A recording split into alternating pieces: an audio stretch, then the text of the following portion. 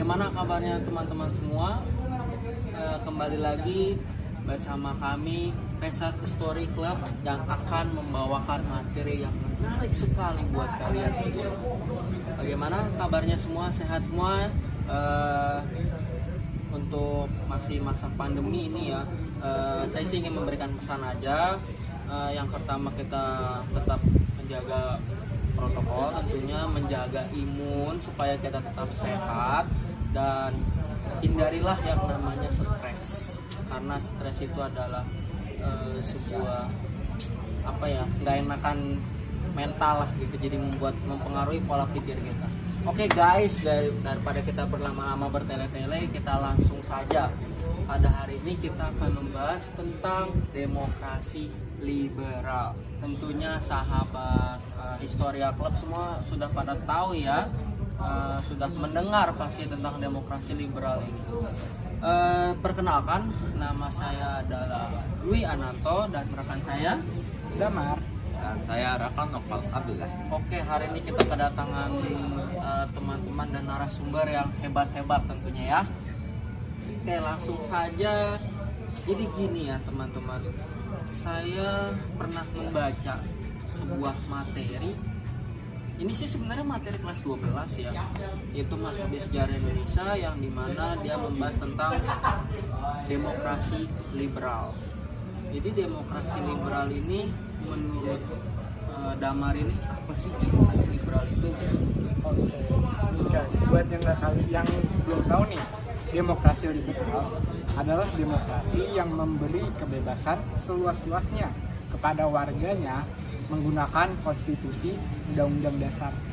Ya singkatnya, demokrasi liberal adalah demokrasi yang memberikan kebebasan dengan garis bawah tanggung jawab. Oh ya guys, di Indonesia itu juga pernah menggunakan demokrasi liberal. Nah, periode ini berlangsung sejak 17 Agustus 1950 hingga 5 Juli 1959. Masalah yang selalu menjadi program setiap kabinet pada masa liberal adalah pengembalian Irian Barat atau mempertahankan Irian Barat. Oke guys, kira-kira sudah tahu ya penjelasan dari Mas Damar ini. Mungkin saya akan menambahkan ya. Jadi begini, pada saat Indonesia merdeka, yaitu pada tanggal 17 Agustus 1945, berarti di sini kita baru lahir, atau kalau kita bilang adalah bayi yang baru lahir. Oe gitu. Nah, berarti di sini kita kan belum ada pedoman ya untuk sebuah sistem pemerintahan tentunya. Nah, kebetulan di saat itu kita baru saja dunia menghadapi selesainya Perang Dunia Kedua yang dimenangkan oleh pihak sekutu.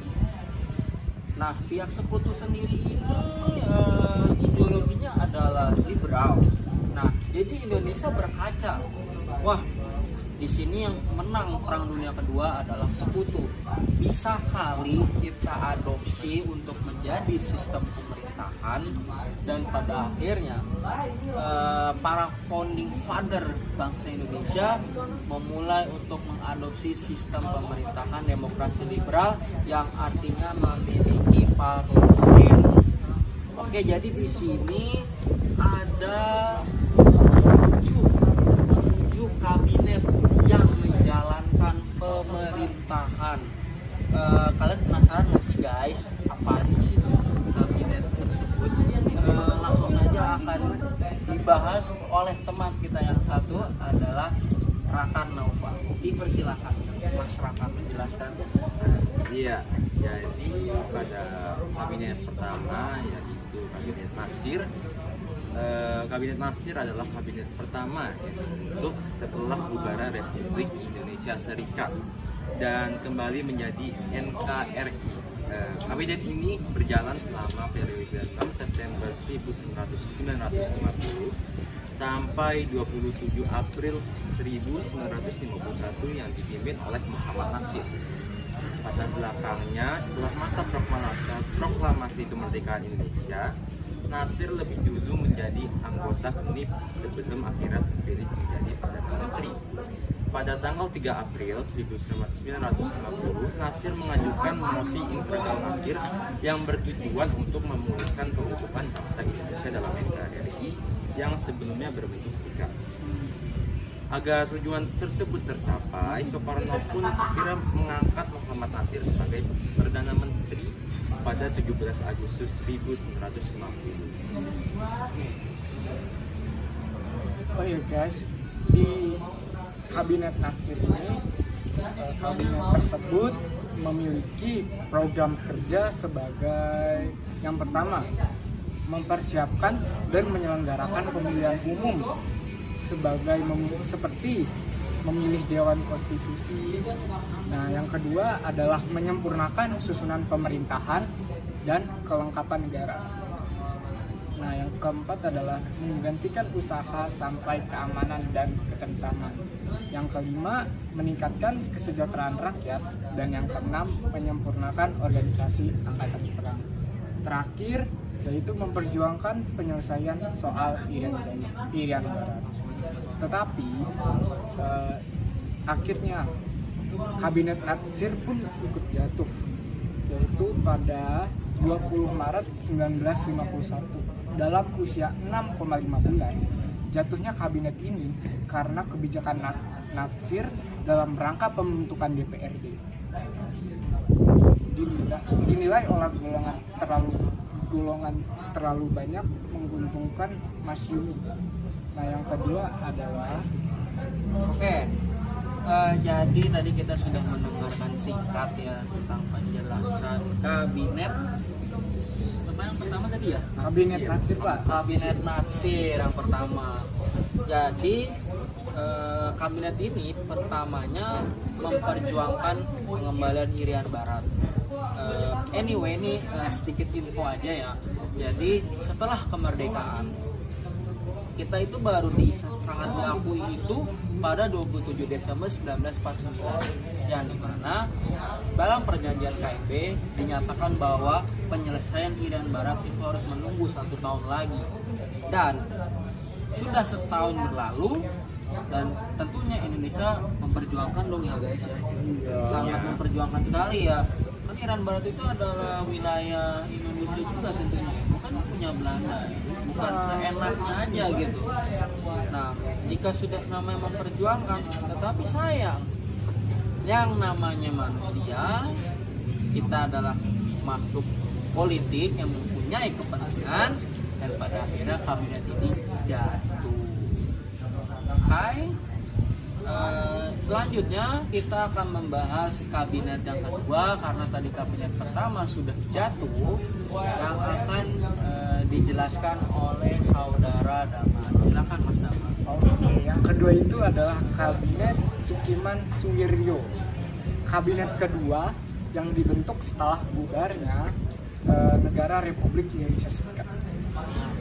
Kabinet ini diketuai oleh Wakil Suwiryo. Kabinet ini diketuai oleh Sukirman dan Wakil Suwiryo. Nah, kabinet ini bertugas semenjak tanggal 27 April sampai 3 April 1952. Nah, yang kedua yaitu tentang program kerja kabinet ini. Nah, kabinet ini memiliki beberapa program kerja. Mungkin ada sekitar ada 6 program kerja ya. Nah, yang pertama itu adalah menjalankan tindakan tugas sebagai negara hukum untuk menjamin keamanan dan ketentraman. Yang kedua adalah membuat dan melaksanakan rencana kemakmuran nasional dalam jangka pendek untuk mempertimbangkan sosial ekonomi masyarakat, memperbarui hukum agraria sesuai kepentingan petani, dan mempercepat usaha penempatan bebas pejuang dan lapangan pembangunan. Nah, yang ketiga bro. Nah, yang ketiga oleh program kerja Sukiman menyelesaikan persiapan pemilu untuk membentukkan konstituante, mohon maaf, dan menyelenggarakan pemilu dalam waktu singkat, mempercepat otonomi daerah. Yang keempat, menyiapkan undang-undang tentang Persatuan Serikat Buruh dan perjanjian kerjasama. Yang kelima, menjalankan politik luar negeri yang bebas dan aktif untuk perdamaian, menyelenggarakan hubungan Indonesia-Belanda atas dasar United Statute menjadi hubungan berdasarkan perjanjian internasional, mempercepat peninjauan kembali persetujuan KMP dan meniadakan perjanjian yang merugikan negara dan rakyat. Lalu yang terakhir adalah memasukkan Irian Barat ke dalam wilayah Republik Indonesia secepatnya. Oke, jadi tadi kita sudah membahas kabinet yang kedua, yaitu kabinet yang bekerja pada, kalau kita bilang adalah putaran kedua ya, lebih enaknya gitu ya guys. Karena gimana ya, yang namanya politik itu pasti punya kepentingan, dan pasti setiap pergantian itu pasti punya kepentingan yang lain. Nah, jadi dari tadi kita sudah mendengarkan penjelasan Mas Tama dengan Mas Rakan ini ya. Jadi program kerjanya itu rata-rata adalah yang pertama memperbaiki kinerja pemerintah ya. Wah, iya Pak. Oke, itu berarti yang kedua yaitu tadi memperjuangkan Irian Barat. Lagi-lagi Irian Barat. Lagi-lagi Irian Barat. Karena memang sangat tidak mudah prosesnya, dan itu harus ada campur tangan dari Perserikatan Bangsa-Bangsa. Dan tentunya kabinet yang kedua ini jatuh lagi, digantikan oleh kabinet putaran 3 yang akan dijelaskan oleh Mas Rakan. Monggo dipersilakan Mas. Kabinet yang ketiga adalah Kabinet Wilopo.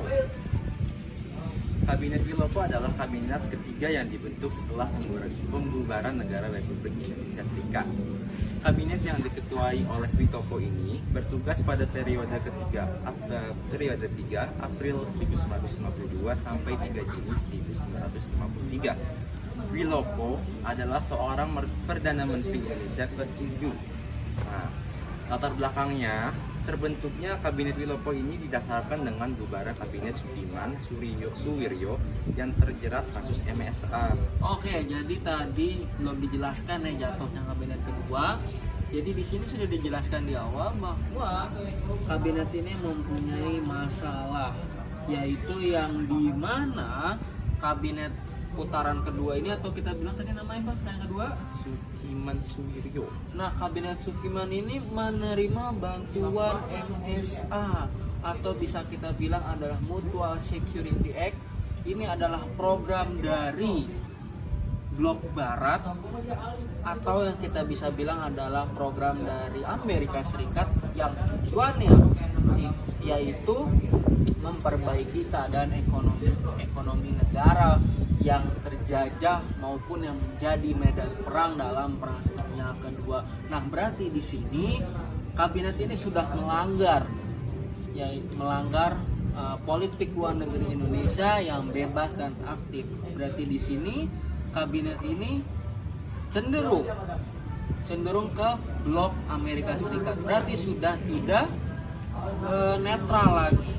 Berarti di sini kan dipertanyakan dengan dengan sistem politik luar negeri kita ya. Oke, kita bisa lanjut penjelasan di kabinet ketiga.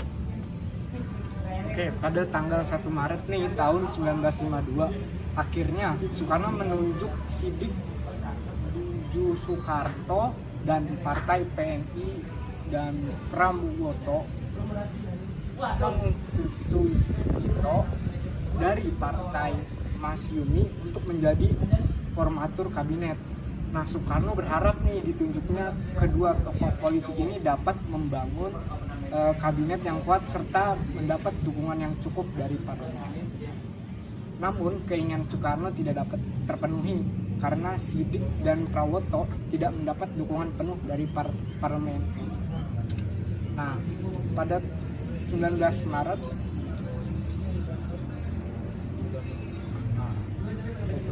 kita lanjut ke program kerja dari kabinet Wilopo ini. Nah, program kerja dari kabinet Wilopo ini yang pertama adalah Yang pertama, melaksanakan pemilihan umum untuk konstitusi dan dewan-dewan daerah. Yang kedua, menyelesaikan penyelenggaraan dan mengisi otonomi daerah. Nah, yang ketiga adalah menyederhanakan organisasi pemerintah pusat.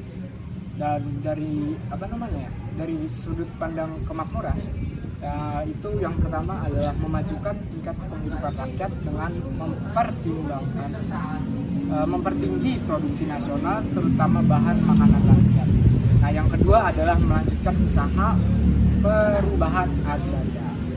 Nah, dari sudut pandang keamanan nih, kabinet ini memiliki program kerja, yaitu menjalankan segala sesuatu untuk mengatasi masalah keamanan dengan bijaksana sebagai negara hukum. Nah, yang selanjutnya dari konteks luar negeri, yang pertama adalah mengisi politik luar negeri yang bebas dengan aktivis yang sesuai dengan kewajiban kita dalam kekeluargaan bangsa-bangsa dan dengan kepentingan nasional menuju perdamaian. Yang kedua adalah menyelesaikan penyelenggaraan perhubungan Indonesia-Netherlands atas dasar unit stud menjadi hubungan berdasar perjanjian internasional biasa yang menghilangkan hasil KMB yang merugikan rakyat dan negara. Nah, yang ketiga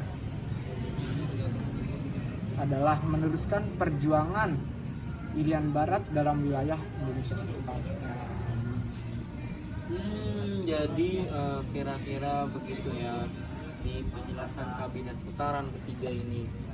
Jadi dalam KMB itu disebutkan bahwa Indonesia akan menjadi negara apa ya istilahnya ya, mungkin kalau kita bisa bilang Uni Indonesia Belanda ya, tapi ini merupakan sebuah apa ya kalau kita bilang ya sangat merugikan rakyat ya tentunya, karena hasil KMB ini juga yang sebenarnya sangat merugikan rakyat. Yang salah satunya juga adalah Indonesia harus membayar utang-utang juga. Jadi kita itu udah negara hancur, menanggung utang juga. Kacau nggak sih? Kacau sih, Pak. Kacau banget kan? Nah, itulah berarti perjanjian KMB ini sebenarnya sangat merugikan rakyat. Dan kalau kita perhatikan kerja dari kabinet-kabinet ini biasanya ingin melepaskan diri dari Belanda, karena kita adalah negara yang merdeka dan berdaulat. Kabinet keempat dipimpin oleh Ali Sastroamidjojo I, merupakan kabinet keempat yang dibentuk setelah bubaran negara Republik Indonesia Serikat. Kabinet ini bertugas pada periode 31 Juli 1953 sampai 24 1955. Kabinet Ali Sastroamidjojo I ini juga memiliki sebutan lain, yaitu Kabinet Ali Sastroamidjojo Wongsonegoro atau Kabinet Ali Sastroamidjojo Wongsonegoro Zainul Arifin. Program kerja dari Kabinet Ali Sastroamidjojo I ini terdapat 4 program kerja yang dilakukan. Nah, yang pertama itu dari sudut pandang keamanan, yaitu memperbaharui politik. Mereka itu nggak berhenti sampai memperbaiki politik aja, tetapi sampai juga mengembalikan keamanan sehingga memungkinkan tindakan-tindakan yang tegas serta membangkitkan tenaga rakyat. Yang kedua itu menyempurnakan hubungan antar alat-alat kekuasaan negara. Nah, kalau tadi kan dari keamanan nih, Pak. Nah, yang kedua itu dari pemilihan umum. Kalau dari kabinet ini ya, itu mereka itu melaksanakan pemilu untuk konstituatif dan DPR. Nah, kalau dari bidang kemakmuran dan keuangan, dia itu punya 4. Banyak juga ya. Iya, Banyak dong. juga ya 4 ya. Iya, yang pertama itu menitik beratkan politik pembangunan kepada segala usaha untuk kepentingan rakyat jelata. Kedua itu memperbarui perundang-undangan agraria sesuai dengan kepentingan petani rakyat kota. Nah, yang ketiga itu mempercepat usaha penempatan bekas pejuang dan kaum pengangguran terlantar dalam lapangan pembangunan. Poin keempat, memperbaiki pengawasan atas pemakaian uang negara. Bidang organisasi negara. Yang pertama, memperbaharui politik desentralisasi dengan jalan menyempurnakan perundang-undangan dan mengusahakan pembentukan daerah otonom sampai ke tingkat-tingkat yang paling bawah. Irian Barat. Yang kedua, menyusun aparatur pemerintahan yang efisien serta pembagian tenaga yang rasional dengan mengusahakan perbaikan taraf penghidupan pegawai. Yang Apa itu teh yang ketiga apa ya? perbaikan taraf penghidupan pegawai. Kabinet yang kelima yaitu Kabinet Burhanuddin Oh, iya. Haraha. Burhanuddin Haraha. Nah, oke, kabinet ini bertugas pada periode 12 Agustus 1955 sampai 3 Maret 1956.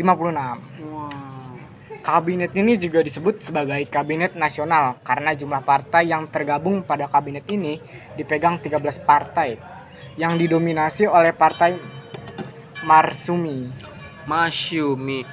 Kabinet ini dibentuk sebagai pengganti kabinet Ali Sastroamidjojo I. Sastro Amijoyo satu. Oh iya, itu dia.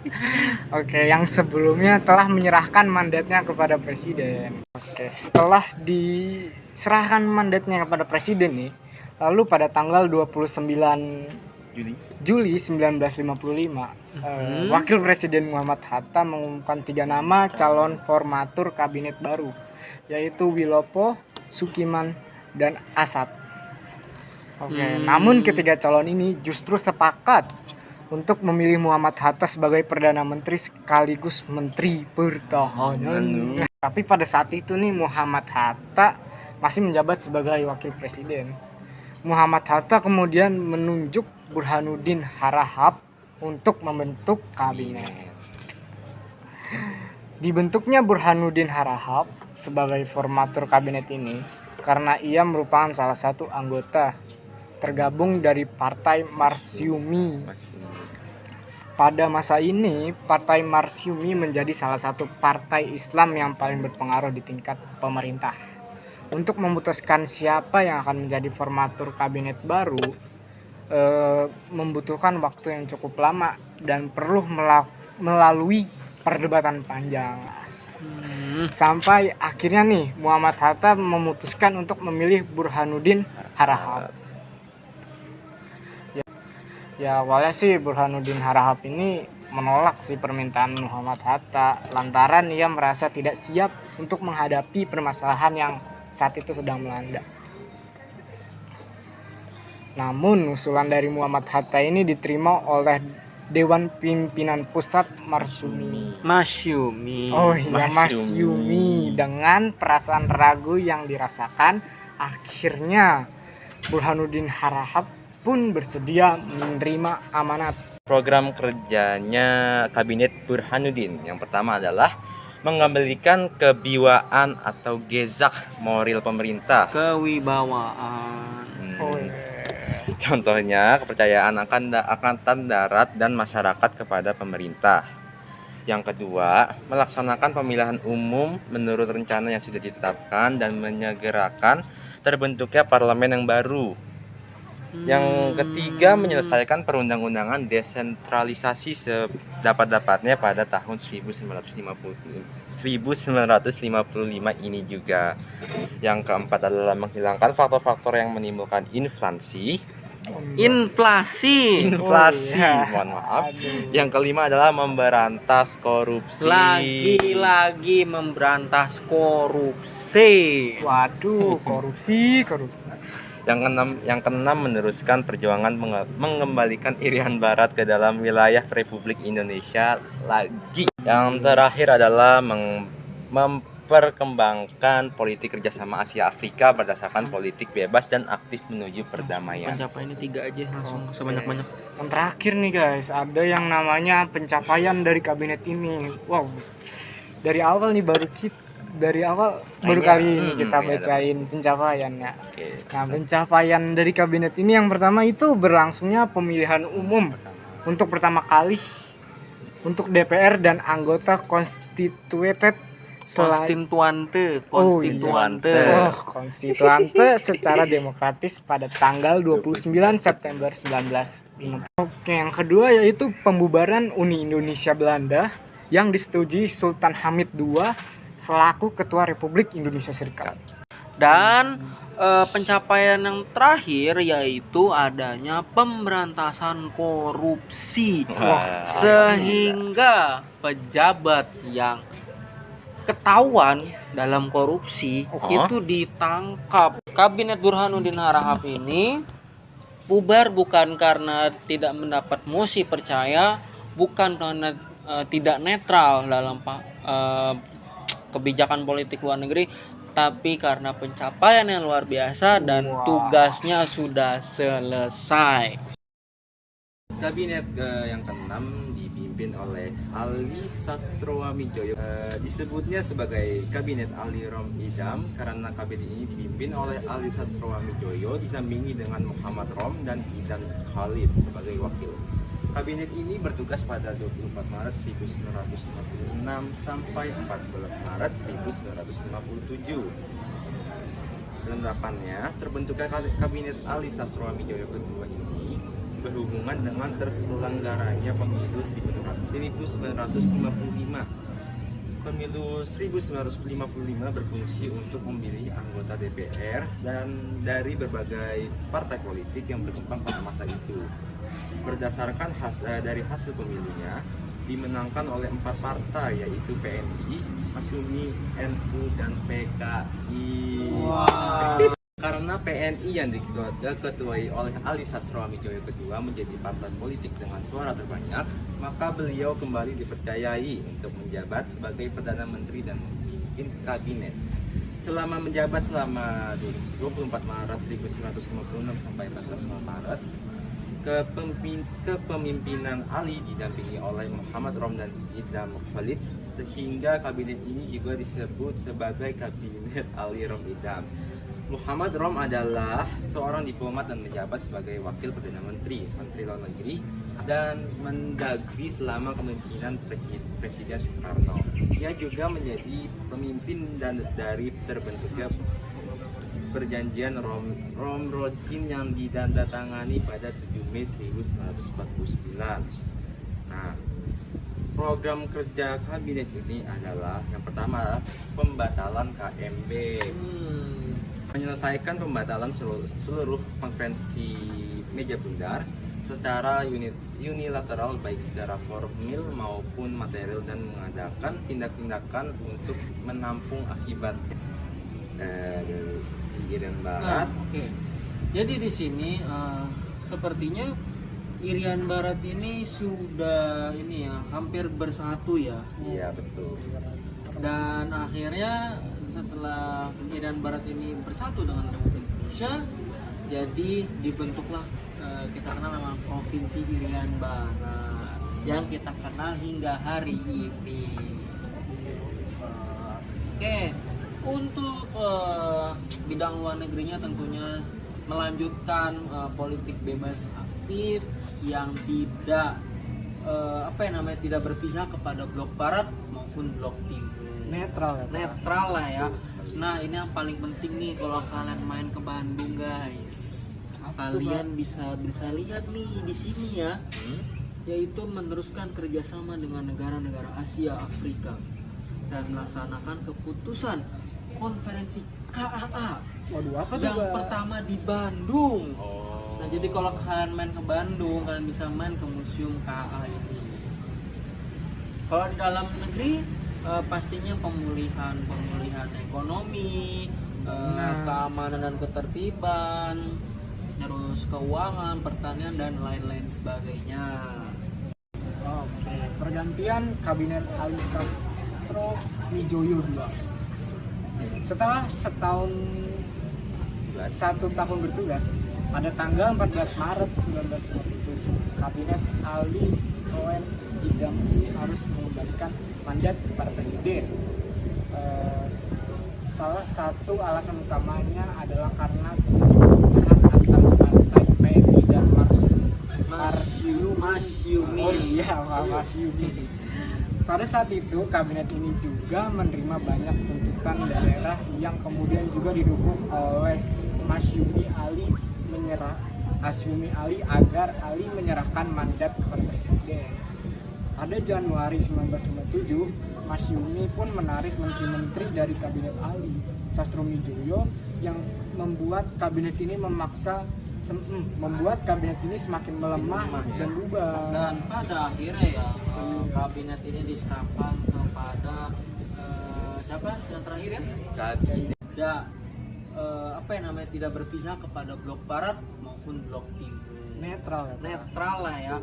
Nah ini yang paling penting nih kalau kalian main ke Bandung guys, kalian bisa lihat nih di sini ya, yaitu meneruskan kerjasama dengan negara-negara Asia Afrika dan melaksanakan keputusan konferensi KAA yang pertama di Bandung.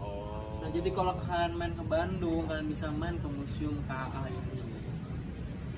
Kalau di dalam negeri pastinya pemulihan ekonomi, keamanan dan ketertiban, terus keuangan, pertanian dan lain-lain sebagainya.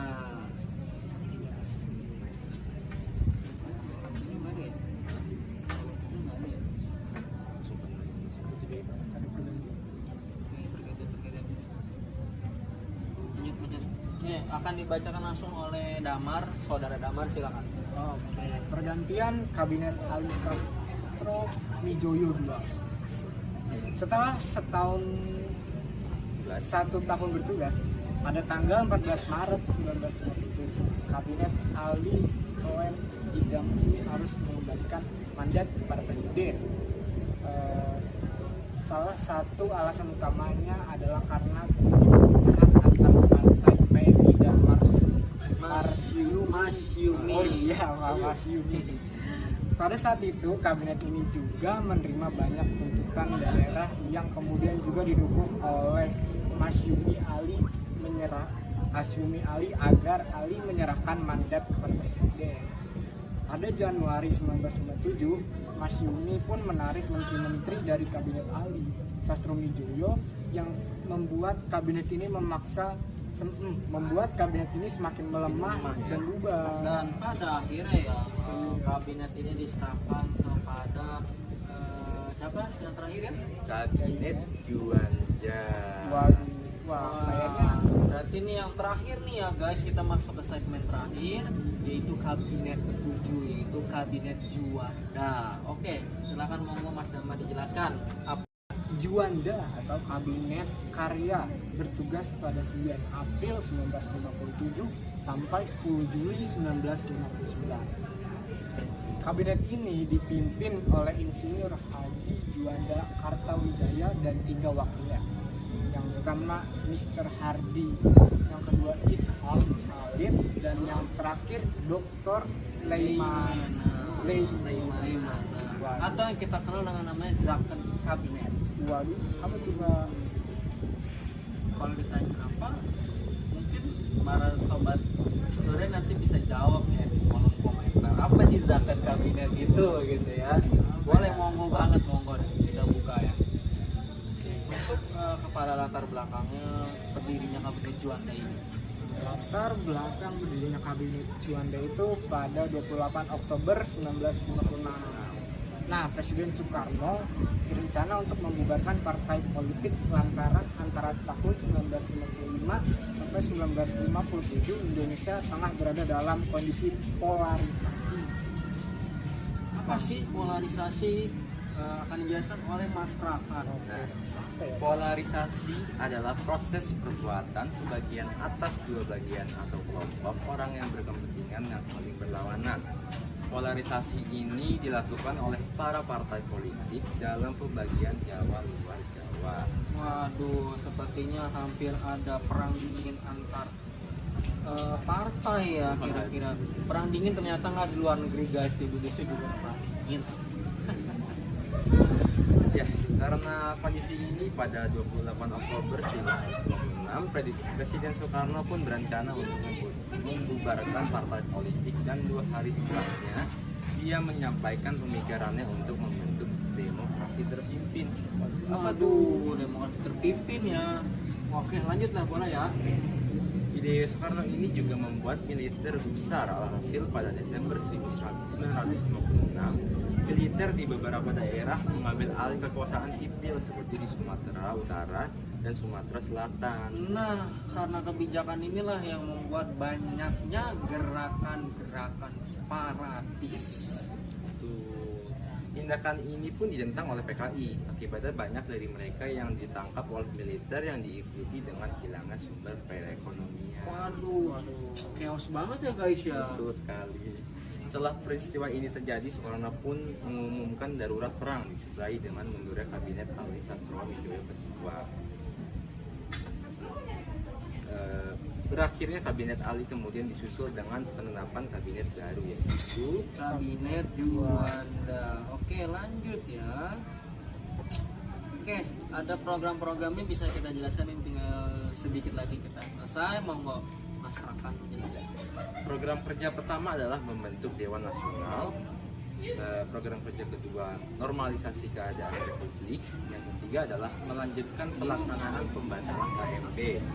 Yang keempat, perjuangan Irian Barat. Dan kelima adalah mempergiat pembangunan. Jadi rata-rata program kerjanya selalu memberikan Irian Barat dan pemulihan ekonomi serta politik nasional.